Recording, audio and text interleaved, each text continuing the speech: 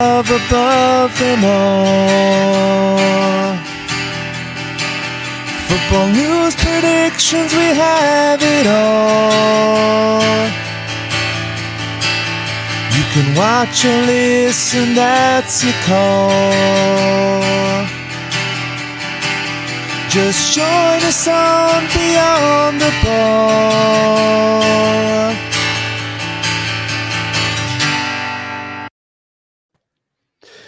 Chelsea! Hello, everybody, and welcome back to Beyond the Ball. I remember why I was glad we stopped the last time now. Joined this week by Big Paddy. Paddy, how's it going? Yeah, good. I'm very positive still after that weekend. Lovely signing today. Exactly the player we needed. You're getting into transfer talk already. Calm it down. Let's take it back a bit, all right? You're just jumping the guns. You're trying to look at these fake positives, you know? You're trying to look at these fake positives. Not fake. They're fake positives. Right, we're going to be looking at the fantasy football, Paddy. We've had some movement in the league table. Let's have a look at that and see how we get on with that one. We'll give some updates on the transfer talk. So there's a couple of new developments happening between even Chelsea and Manchester United, which we'll talk about. Here we go. The football review. So we'll be looking back at the Manchester United and Brighton game, and we'll be looking at the Chelsea and the Wolves game. And then we'll be giving our predictions for some of the matches for the week. So, Paddy, we're going to jump straight in to the fantasy football.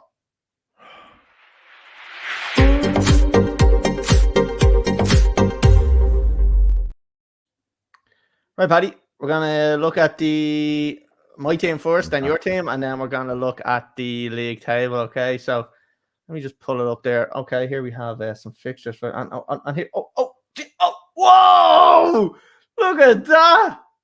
Look at that performance. Bowley's little boys has received 100 points this week on the button. Great. 69 average, which we all love the average of 69. Well, I'm sure we're all very happy with that. Not very average. Paddy, I'm overall ranked. No, sorry. My game week rank was 233,000 out of everybody. Not bad, is it? Very good. What was the highest point? The highest was 154, so still fucking miles up. But they've all used like triple captain and stuff like that in Haaland. Yeah. So, So, Paddy, we'll go through my team.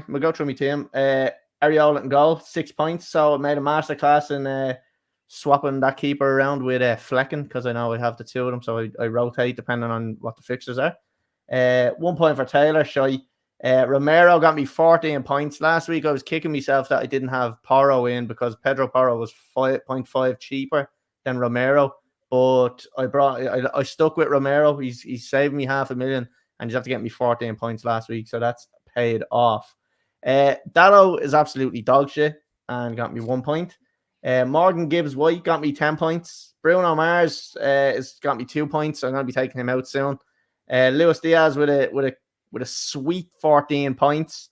Saka with 6. Nicholas Jackson, another masterclass from the manager, bringing in Nicholas Jackson, getting 10 points.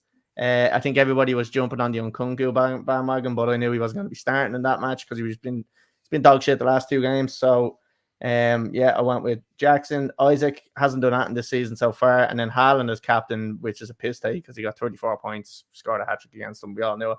I actually did say that Haaland was going to score a hat-trick last week, just saying. So I was right, but I got the scoreline wrong. Flecken in goal with 3 points on the bench. Zinchenko didn't play for some reason, don't know why. Stevens and Humphreys. So, Paddy, as you can see there, a lot of green on my leagues, which is great to see. So let's go just have a look at your one. Where are you now? Let's go all the way down to the bottom. Oh, spoiler alert.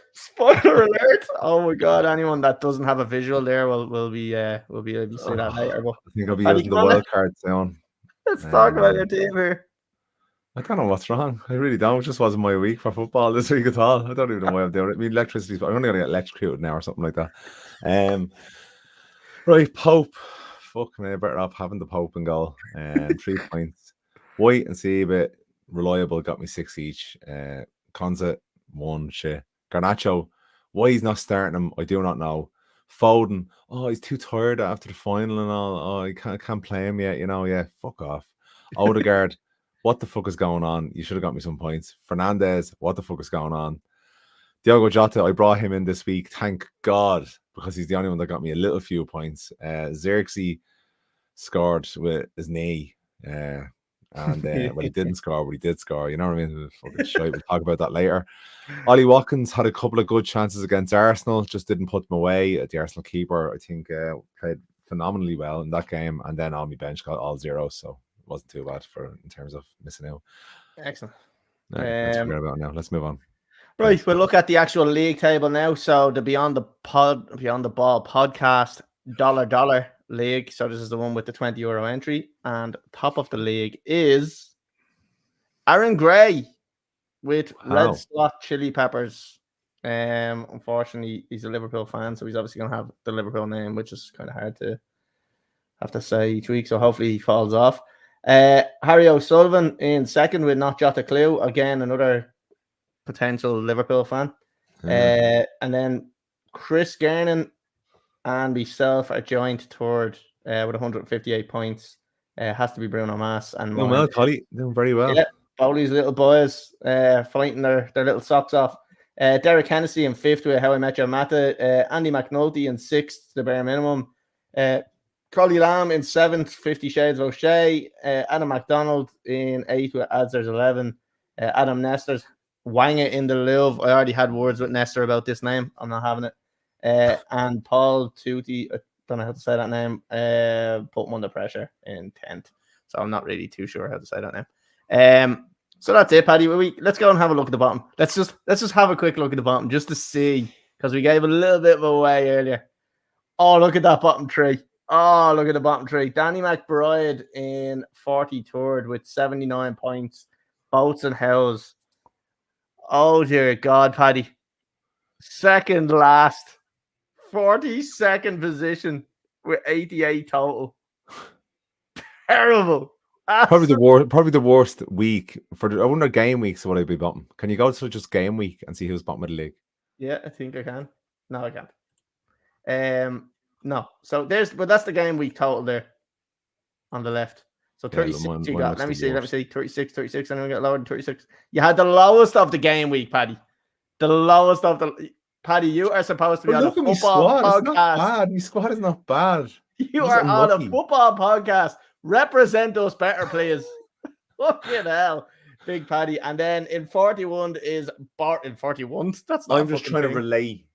So you've got the upper half of the table, and I'm down with the lower half. So I'm with the people. You know what I mean? Yeah. 41 apparently is a new thing, and it's Boris sitting in 41. That's not a fucking number, but anyway. So that's it, Paddy. That's the fancy football.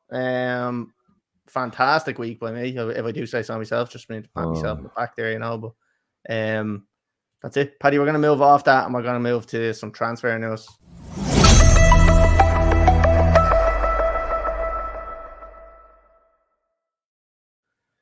Okay, Paddy, some weird ones coming out today. So there's apparently talks of Chelsea and United doing this bizarre swap deal for Sterling and Jadon Sancho.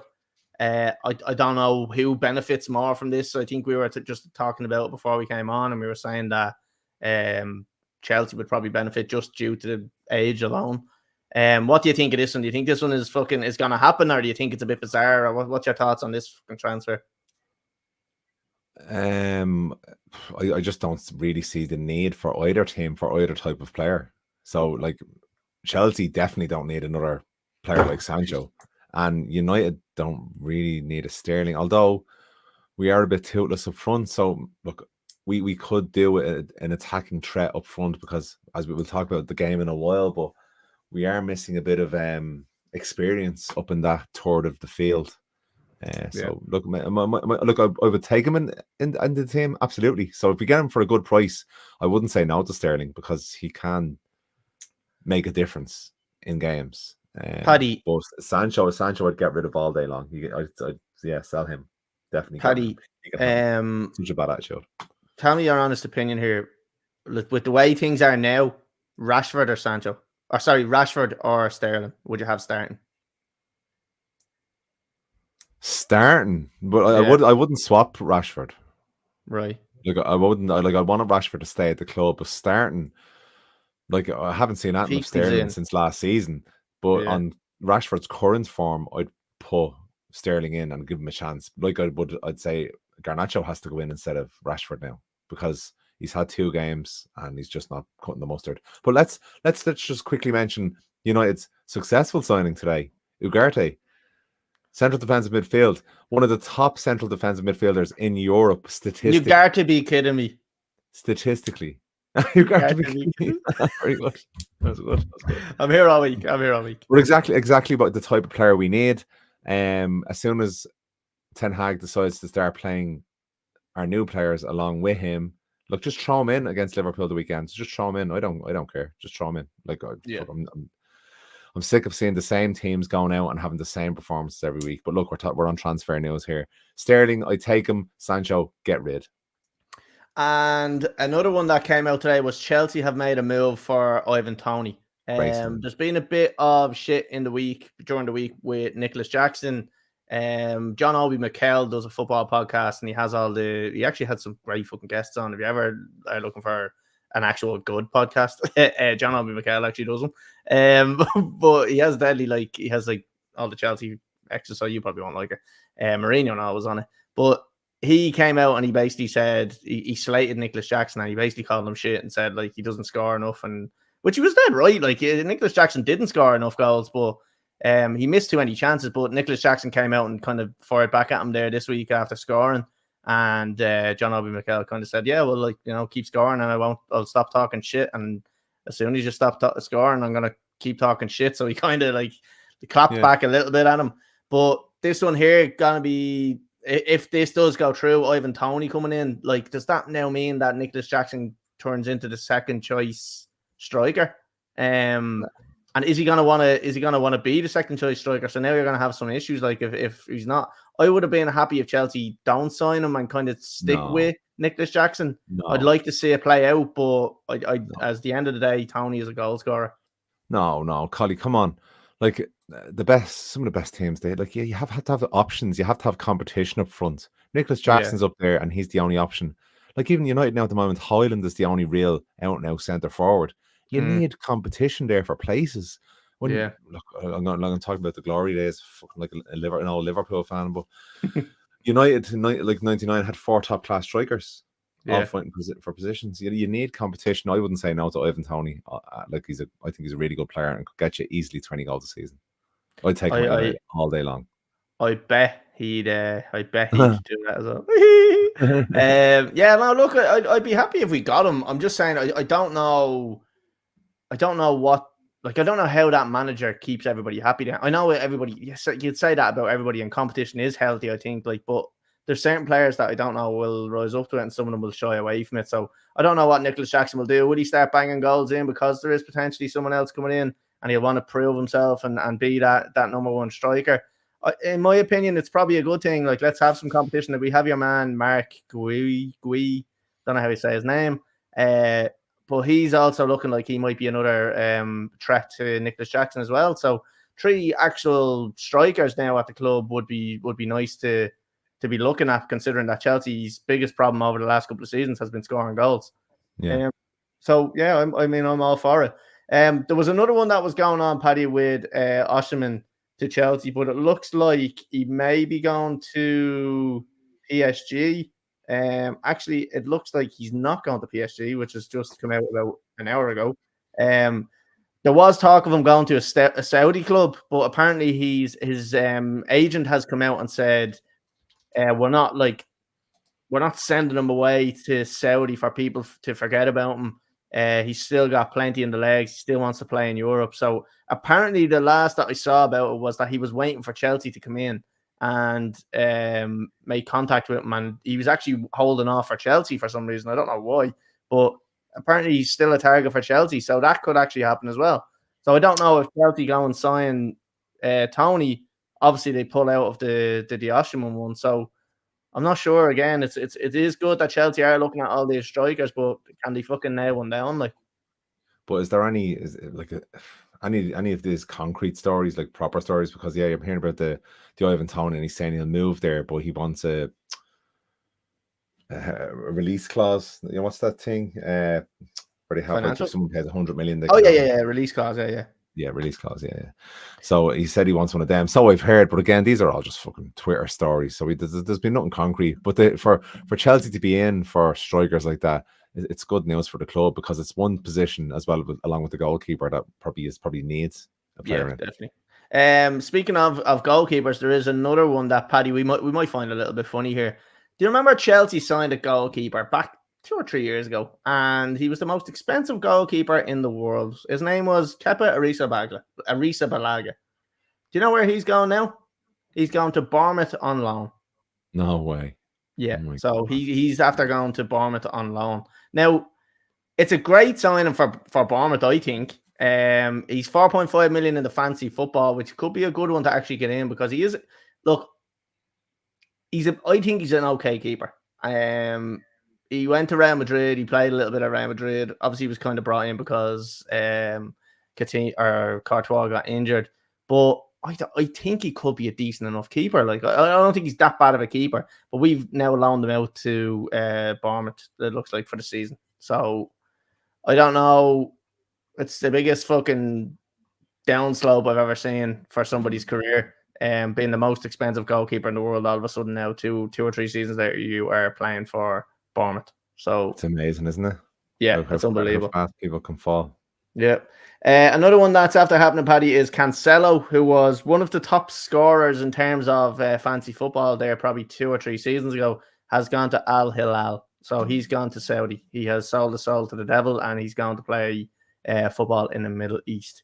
Apparently, yeah, you're dead right. I think they're all dead right. Go and earn as much money as you can. Like, you know, I don't begrudge them about it at all. No. There's certain players I think I would, but like I think people at the right time in your career definitely worth going and doing it. Cancelo had very successful terms with Manchester City, won a lot with Manchester City. Went and played with Bayern Munich. Why not go and earn your few quid for the rest of your life, like, and set yourself up? I think it's not a bad deal. No. I did see. Sorry, Paddy. I did see. Apparently, there was offers of $1 billion. Sorry, this would be Messi's contract, $1 billion if he went to Saudi. So something like 20 million a week. They were offering him. Now, apparently, he said no to it. So I don't know, but they're the type of figures that they're throwing around just to have top players over in Saudi. So it's crazy what's going on. Paddy, I don't think there's any other ones unless you have any that we haven't touched on. No, I suppose it's just with the Ugarte deal done now, McTominay leaving Manchester United, which bit of a loss, but I think for where the club want to be, he's not of the quality to be at the elite level. You know, like while we were banging around like mid-table trying to go into Europe and stuff, yeah, he done a job with us under Ole, and he came up with the youth system. But I think just for that elite level, just probably a little bit shorter quality, but a great servant to the club. And I hope he has a great career now when he goes to Napoli, I think it is. Is it Napoli? Yeah, Napoli seem to be buying all these like English midfielders. Like I know obviously he's fucking Scottish, but who else were they in for? They were in for Billy Gilmore as well off Brighton. But they're looking for all these type of like Conor Gallagher-esque players. Like for some reason Napoli are so. Just see that by Atletico Madrid. A great day for the Gallaghers when they released that they put out a post. Because Conor Gallagher and then the two Gallagher brothers getting together. I did see. If anybody's listening to the podcast and they have any connections that can get me some tickets to the Oasis gig in Croke Park, I'll pay top dollar. Please. That's how bad it's got, Paddy. Right? We're asking people to get us tickets when they haven't even been released. We just know we're not going to get them. Like, I think actually we're going to move off this, Paddy. We're going to move off the transfer talk, and do you know what we're going to do? We're going to move on to the news of the week.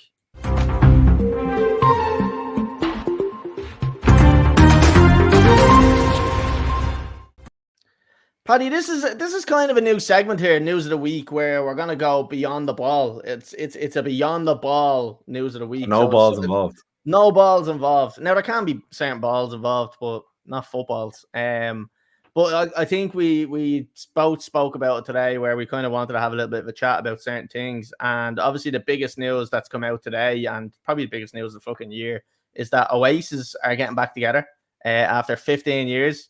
Paddy, you are obviously the musical man, as we can see in the background there. You've got the guitar hanging up and all. What is your thoughts? I know you're a massive Oasis fan, so can you just explain to me how you're feeling about Oasis coming back out of retirement? I used to see videos of the Beatles when they went to China and stuff, and you see the little girls like literally fainting and going into hysterics and all. That's exactly what I was like this morning. I was blown away. So the news came up late last week, and then it's been trickling along, and then that notice came out yesterday just with the date and the time. And some people were saying, it could be just a greatest hits because it's 30 years since What's the Story Morning Glory came out next year. I thought it was going to be a re-release, yeah. And I remember the last time there was a rumor like this, it was at the Ariana Grande concert for the victims of the bombing at our concert. And there was rumors that they were going to get back together, and it ended up just being Liam, and I was devastated watching it. But then the news came out this morning, and oh my God, it's the best news I could ever imagine for. And I'm manifesting this shit. I am getting tickets on Saturday morning. Without a shadow of a doubt, I am getting tickets to this gig. The reason I learned how to play the guitar, I got onto talk about an agent, the people that get me gigs each week. And I told them if they need to now come up to this gig, I can easily put together a 2-hour set of just Oasis songs. And you need to do it for nothing. I absolutely love them. I can't wait for this. What unreal news. I just hope they don't do the first 2 or 3 gigs and then break up and they don't make it to Dublin then. Because they are a bit 40 that way. But did you see did you see fan, Oh yeah, big Oasis fan. Did you see one of the interviews? It was the Euros, and they were asking. I think it was Noel. They asked him, "What do you think? How are England gonna do?" And he just goes, "I don't care. I'm Irish." And he just said, "I'm Irish." It's fucking brilliant. Yeah, one of them was from Mayo and one's from Wexford, I think. Yeah, his mum is from Mayo. Yeah. And they haven't talked to the dad in a long time, but they love their Irish connection. I think tells a bit of a story that they're finishing up the tour in Ireland. Yeah, so they're starting in Cardiff. Then I think England. You have the dates there, do you? Sorry, do you have all the dates there? Do you? No, not offhand. No, I don't. Sorry, I'm just trying to pull them up just to see what the dates are and where they're coming. So obviously we know they're coming to Ireland. They're playing 2 gigs in Ireland, and that's going to be in August of next year. So I have it here. So it kicks off on the 4th of July. Gonna have 2 nights in Cardiff. What I like is they've left gaps in between the show, the things. So to me, it seems like they're going to be announcing more gigs. So they've two shows in Cardiff, with a gap of like 6 days. So there's no way they're taking 6 days off. I think they're going to announce another 2 shows in each place. They've four in Heaton Park, then in Manchester. They've 4 in London. They've 2 in Edinburgh, and then they've 2 in Croke Park from the 16th and 17th of August. I think they're going to announce possibly 2 more in Croke Park. I don't know if the residents or something will have a say in that, but I could imagine that 2 more dates will be added for Ireland. So if they do, hopefully fucking everyone can kind of get some tickets, because what's the capacity when there's a concert on in Croke Park? I know 70, it's like 80,000. Yeah, but is that only when it's seated? Is there only seating is 80,000? But obviously they're going to have the whole seating, and then there's going to be standing as well. So does it not get up to near enough 90 or 100,000? Oh, but they lose one side of it. Oh, do they? Oh, they use the back of it, of course. Yeah. They lose the Yeah, one of the ends of it. Okay. The smaller end. But still, they lose that. Yeah, but look, it could be close to 90,000. I'm not 100% sure, to be honest with you. I'd love if they release now some new dates, because I'm fucking massive fan. Want to get tickets. Definitely want to get tickets myself. So, Paddy, is there anything else you want to add on to that? No, just some manifesting that shit.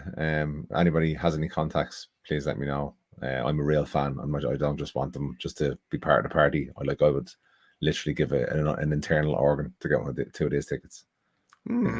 I may need a liver. I would take an organ. I may need. I've got an organ for you, right? Paddy, we're going to jump onto the football review.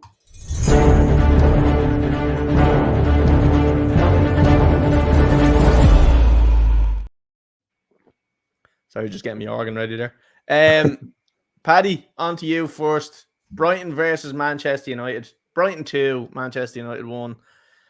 Talk to me. What happened? I've got some comments that I need to say to you as well, but give me your overall rundown of your performance and how you were feeling after the game. Started very well. Very, very well. I thought we were the better team. The goal they got was totally against the run of play. But then we lost our way a bit after the change in the second half when they brought Xerxes on. So they took Mount off, as far as I can remember. But either way, it didn't work. It didn't have the desired effect. Brighton came more into the game. We did get the disallowed goal near the end, which, again, it's another positive in terms of last year. We'd go down 2-3, 4-0. It's a step in the right direction. We're still getting the new players integrated, and we're still getting players ready to start in terms of like minutes in the legs for the new signings. When we are at full strength, we will be doing very, very well, and that will be very soon as well. Although I hope so, because I'm going over in October to see a match, and if they lose again, I'm going to burn the place down. What match are you going to see? Brentford. Did you just say that a disallowed goal was a step in the right direction? No, the game, like the whole, like each day, like each phase now is a step in the right direction. So the signings that they're making, the performances. So this 2-2-2, I don't think there's enough attacking threat with this formation that he's playing now with Bruno and Mount up front together. Essentially, it's to have a high press, but then you haven't got, an out-and-out goal scorer up there. Like, I'd say Van Nistelrooy is sitting on the bench and he hasn't got a striker to work with. Yeah, the only striker is injured at the moment, so I don't know. He must be a bit frustrated looking at that, considering he played in one of the best attacking Manchester United sides there ever has been. Could you not put Rashford through the centre? Sorry, could they not just put Rashford through the centre and just leave him up centre, because he's been so shit on the wing? Like, is that not a valid option? On this last season, we started with Rashford up centre last season, and he was as shit as he was all through the season. I don't know what's gone wrong with Rashford. His confidence has just been absolutely shot. He doesn't look happy. I remember Rashford from a few years ago, and he looked nearly innocent. He was happy on the field, delighted to be playing his football. Now, I don't know whether it's a hangover from all of the bad eggs that have been at United and just this bad attitude, and he never smiles. He just looks too cool for school nearly, and it's just not working out. I think he can't start against Liverpool. He just can't. I think Garnacho got the goal in the Community Shield. He's a threat when he comes on every game, and he has to be started. Amad Diallo had a good game. He scored his goal, but you can definitely see the lack of maturity there, because there was 2 or 3 breakaways where we had the opportunity to score, and he just made the wrong ball, or he hesitated slightly. But look, he lost his mother-in-law the day before or something like that as well. So give him a bit more time as well. He has to bed into the team, get used to the players around them. So look, again, I'm seeing a lot of positives even in the bad result. So we've got Liverpool and then Villa, which aren't the easiest games to have over the next 2 games. So Liverpool at home and Villa away. We could turn our season around there, or else you get 2 bad results there, and the pressure is really on the manager going into the international break. Paddy, you're looking at a lot of positives there, but I want to bring you to one of the negatives. The second goal that you conceded, the defensive setup on that, fucking shocking. I think it was there 5 players or something ran towards the ball, leaving 3 players unmarked at the back post. On that as well. Yeah. In the last 2 to 3 seasons, United have lost games more than any other team in the 90th minute. Six games in the last 2 seasons. Yeah. In the previous 30 seasons, we had only lost 3 games. It was two. In the 90s. Yeah, it was 2. Yeah, we're seeing that. I thought 3 now. Okay. I think but it was they're 2. look that that's a mentality thing. That's just not being switched on till the very, very end. So that's look, is that the manager or is that the players? I don't know. Yeah, so that is the thing. Like we've kind of always said, right? Yeah, the players were a massive issue, and slowly but surely, all them kind of bad eggs are going out of the team. You'd like to probably see it happen a little bit quicker. Like obviously, you've got rid of Martial. Like I honestly can't get rid of him because of the wages. Yeah, I honestly think like I think Rashford. I think what the manager needs to do there is actually piss him off and just fucking. He either pulls his socks up and puts his big boy pants on and starts playing well, or else he just cries and you get rid of him because he wants to go somewhere else. Yeah. I think that's the best option for him. But I think he needs to stick with the likes of Garnacho, and I think that's a player that wants to play for the club and that does put in the work. And not starting him over starting someone like Rashford, in my opinion, is criminal because you've got someone there who doesn't give a fuck, in my opinion, but expects to play every week. And then you've got someone who's actually not expecting to play every week, but when he does play, he works his bollocks off and he tries his hardest every single time. So if I was Garnacho, I'd be if it doesn't happen kind of in the next game or two where Rashford gets dropped and he's starting over him, I'd be going to the manager and be saying, look, what's going on here? Why am I not starting? Why am I only being used as an impact sub?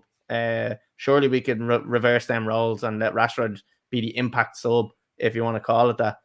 Because it'll be very frustrating if you're watching somebody who's not doing as much work as you are and starting each week.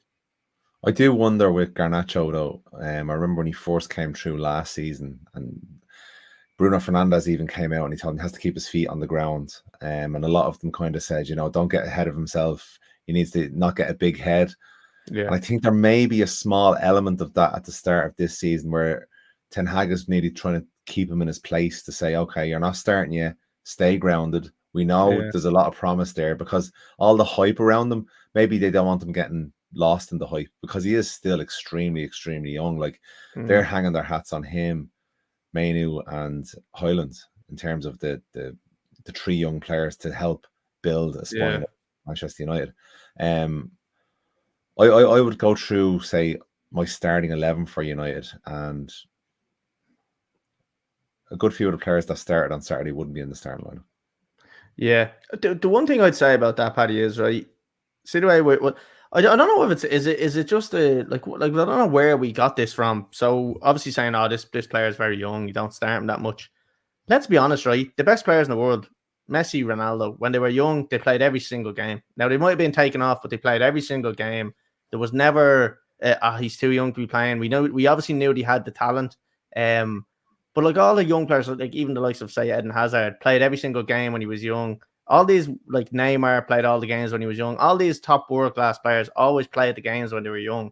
Why do we almost kind of half make excuses for them? I think like by going, he's a little bit young, maybe just give him a couple more weeks. Like, why do we not put that extra pressure on them and say, no, it's time to fucking show you're a world class player, you're a young player. So let's live up now to your attitude as well sometimes. So some people have so at a young age, when you have the ability but the consistency to go along with it, that's when you get your game every single week and you're grounded. But I think there's a fear within the club that Garnacho could get too big for his boots. And although he did show glimpses of brilliance, by no means was it consistent. So I think there's a balancing act there in terms of youth squad. Because you mentioned some players there. There's no way you'd put Garnacho in that bracket at this moment in time. No. Do you know what I mean? So I think that's where the difference is. Yeah.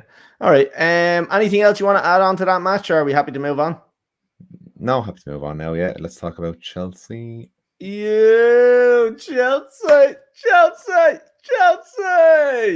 Paddy, I was extremely happy with Chelsea. And you know what the thing was with Chelsea? The first half, even it was such an entertaining match. And Chelsea, in fairness, last season were probably the most entertaining team as well. They had all these fucking great matches 4-4 with United or with City. They had some good matches with United, great matches with Tottenham.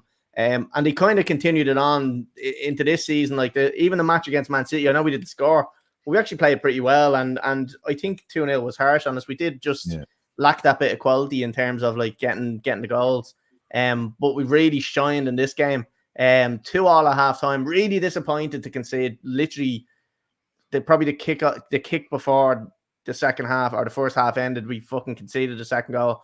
And that can always go one or two ways. It can deflate the team, or else it can kind of give the manager a different way of looking at his team talk. It changes the team talk completely, I think. So he brings them in and he starts fucking scalding them then, I'd say. But it really worked. They came back out and they were unbelievable. Like I said, I brought Nicholas Jackson into the fancy team. I thought he was very, very good in this match. Obviously scored the quickest goal of the season so far. A nice little header at the back post.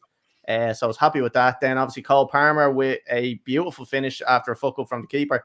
But the thing is that Nicholas Jackson's assists went very unnoticed in that as well, because he done very well to get an awkward ball that was bouncing over it, and he flicked it over the defender, and he pretty much put it on a play for Palmer. Obviously, Palmer had a lot to do from there, but I think Jackson went unnoticed on that one.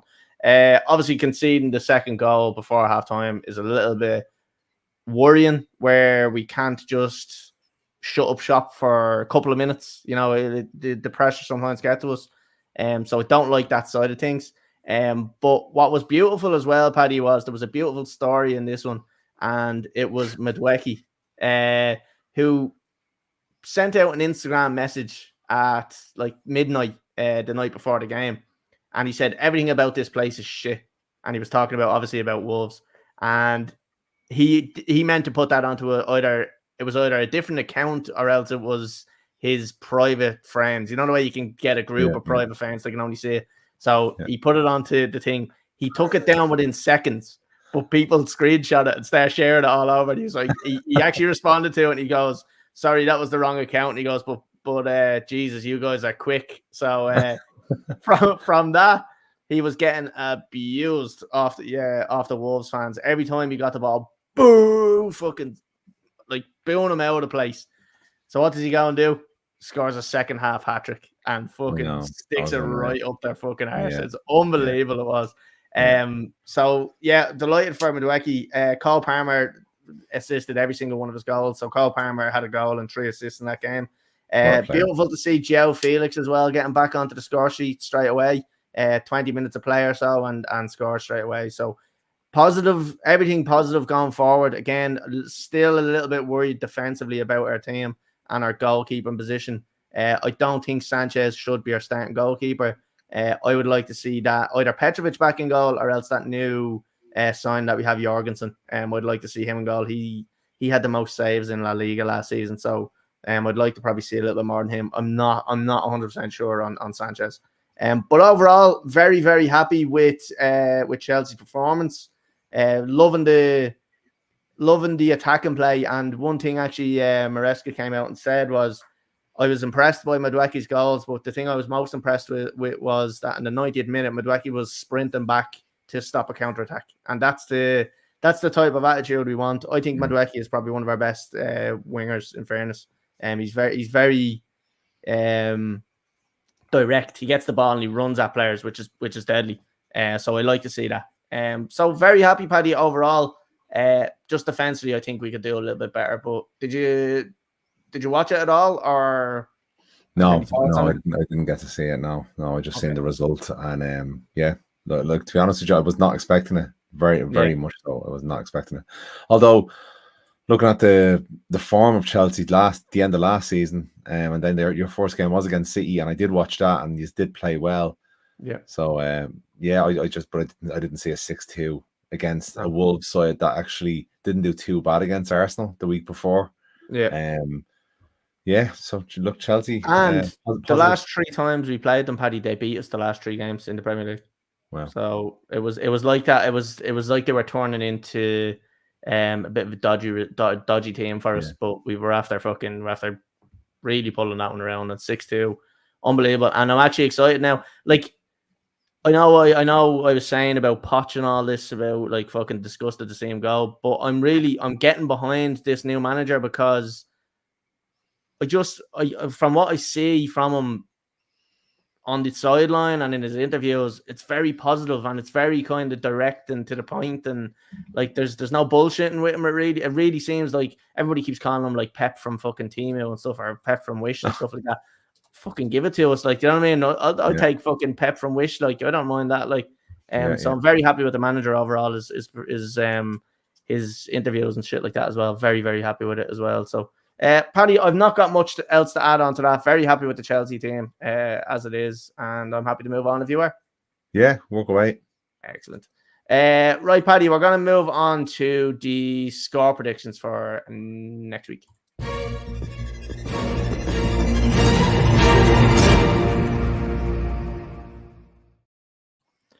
Okay, Paddy, we'll do a couple of days and then that'll be us wrapped up, and then we'll tell everybody what we have planned for the next kind of coming weeks with what we were talking about in terms of or do new little segments. So, Paddy, the first game, Arsenal versus Brighton.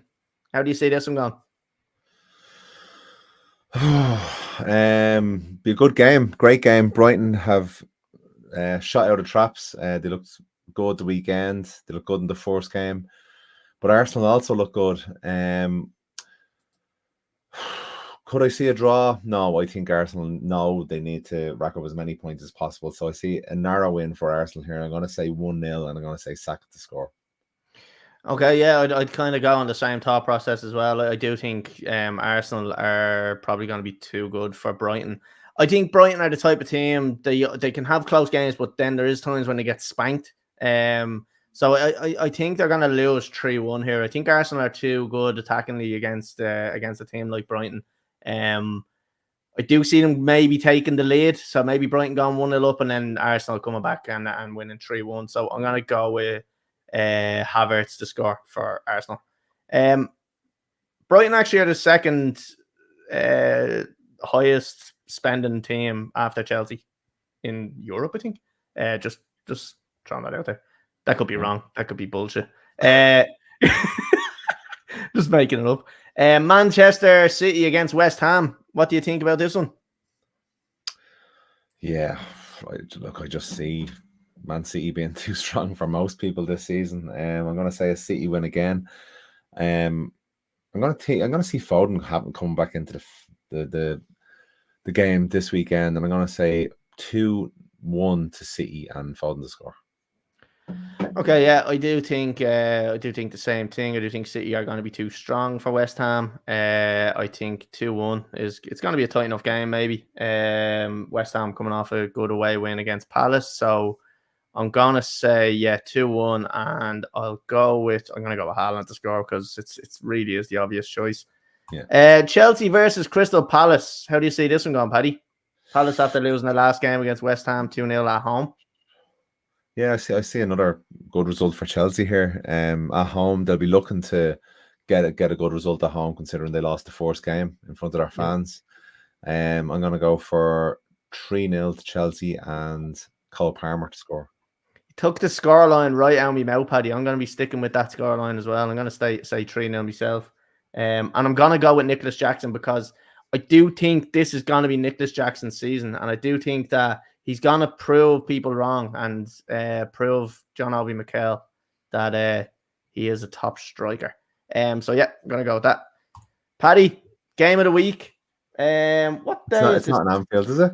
It's in Old Trafford. Sorry, I've messed that one up. You scared the shit out of me. Sorry about that. So, United versus Liverpool. How do you see this one going? And it's on Sunday at 4:00. I see United getting a result here. If Ten Hag plays some of the new signings, and specifically if he plays Diet instead of Maguire, I would still, and if we had a striker to start, although I do think with this high press that he plays, it will work out well against Arne Slot's Liverpool side, because we've seen Ipswich in the first half of the first game. We're nullifying Liverpool, but they just hadn't got the legs or the quality really to capitalize on those mistakes. So I think United, obviously, well, not obviously, but we have a bit more quality than Ipswich. So if we can close them down and cut off their play, we can get a result here. So I'm going to say 2-1 to Manchester United, and I'm going to say Bruno Fernandes to score. Okay. I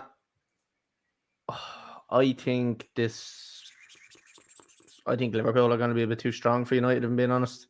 I won't argue with you. 2-1. I think it's going to be a tight game, but I think Liverpool are probably just going to have a little bit too much quality in terms of maybe Mo Salah being the difference. So I'm going to say 2-1 on him to score. I don't know what it is. I have a weird feeling that Liverpool are going to do very well this season. I've been watching them, and they are looking impressive. They're definitely a lot more impressive than I thought they were going to be at this early stage of the season. A couple of injuries may fuck that up for them, but I think they're going to be doing well this season. So yeah, that's it. Right, Paddy, that's it. That's our score predictions done as well. So, Paddy, what we're going to be doing over the next couple of weeks, and this is kind of just a bit of a few extra segments that we kind of half looked at last time, and we're going to come back to now, and we're going to start doing. We're going to do start, bench, sell most weeks. We're going to come up with 3 players. Could be 3 strikers, could be 3 players that don't play anymore, could be 3 players that play in the same position. Could be whatever it may be. 3 players, 3 random players. We're going to put them together. We're going to talk about who we think we would start, obviously bench and sell. We'd give our reasons, and then if we disagree, we'll obviously have our own little debate about why we think someone is better than someone. A classic one that usually gets brought up is Gerrard, Lampard, and Scholesy. So that may be one that we look at next week. I don't know if we want to jump right into that one, but it may be an option. So we'll have it. We'll put it out later. Some tasty ones. Yeah, there will be some tasty ones. Yeah, we kind of put up a few in our little our group, and there was some we were looking at where we were kind of going, geez, that'll be a good one. That'll be a good one. So, yeah, that'll be coming up. And what we're going to do as well, Paddy, I don't know if we want to do this next week. Maybe we will, maybe we won't. We want your overall best 11 for Manchester United. And I'll ever. And I'll give my overall best 11 for Chelsea. We'll compare the 2 teams, and we'll get an overall combined 11. Now, we'll have to argue for certain positions, I think. That's nearly a show in itself. What? That's nearly a show in itself. Exactly, Maybe we do my team one week, your team the next week, and then the overall team the week after. Yeah, we could do that, yeah, because, there's so much in that. But it is definitely one that we want to get done. We want to get the best 11 from each team and come up with a combined 11. What if you come up with 3 players for each position, and I do the same for you with Chelsea, and then you have to pick from those 3 players, and then we do an overall at the end? Yeah, we could do that. Yeah, that's not a problem. Yeah. You pick the formation, and then I'll pick 3 players for each position. Yeah, okay. Position. Yeah, so look, that is some extra stuff that we're going to be coming up with now over the next kind of couple of weeks. So you'll slowly see all them being added in over the next few weeks. So there's plenty of fucking creative stuff going on in the background that people don't see. But Paddy, other than that, that is pretty much us wrapped up. Nice one for joining us this week. Really appreciate it. It's good to see you. Great to be back. Yeah, it really is. And we will be back next week. Are we going to say 8 o'clock again next week, Paddy? I think so. Okay. So we'll be back again next Tuesday at 8 p.m. on YouTube and Facebook. I don't know what's going on with our Twitter at the moment. It doesn't seem to allow us to do it. So we might actually start trying to bring it to Instagram as well, Paddy. We may have to do like a portrait mode on it, but we'll figure that out at a later stage anyway. So keep an eye out for that. But yeah, we'll be back next Tuesday, 8 p.m. YouTube, Facebook. We'll see everybody there.